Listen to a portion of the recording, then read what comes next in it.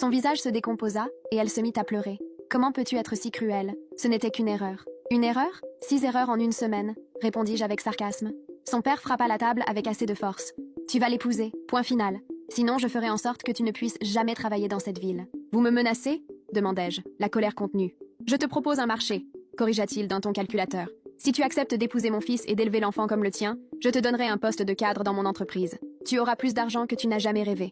Je regardais mon ex, qui pleurait maintenant de manière dramatique sur le canapé. Tout dans cette scène me répugnait. La manipulation, les mensonges, la manière dont il pensait pouvoir acheter ma vie. J'ai besoin de temps pour réfléchir, mentis-je. En réalité, j'avais déjà pris ma décision. Tu as jusqu'à demain, grogna le vieux.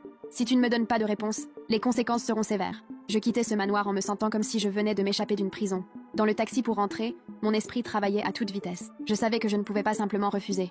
Cet homme avait le pouvoir de détruire ma vie s'il le voulait. Il me fallait un plan.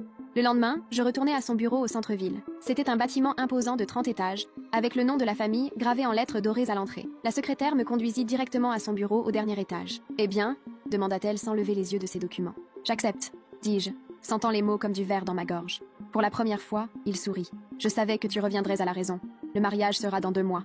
Tu commenceras à travailler ici la semaine prochaine. » Ce même après-midi, il me fit visiter les installations. L'entreprise était plus grande que je ne l'imaginais. Des bâtiments dans 3 villes et plus de 500 employés.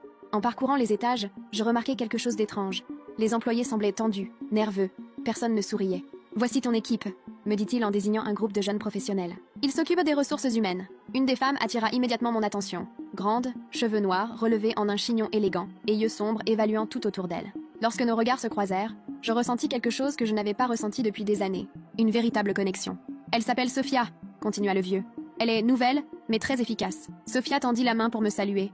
Sa poignée fut ferme et décidée. « Enchantée, j'ai entendu dire que tu rejoignais l'équipe. »« C'est exact, » répondis-je, remarquant comment sa présence calmait l'anxiété que j'avais ressentie toute la journée. Pendant les semaines suivantes, je travaillais étroitement avec l'équipe des ressources humaines. Sophia s'avéra non seulement belle, mais aussi incroyablement intelligente et observatrice. Elle remarquait des choses que les autres ignoraient, posait des questions que personne d'autre n'osait poser. « Tu t'es rendu compte que le taux de rotation du personnel est très élevé ?»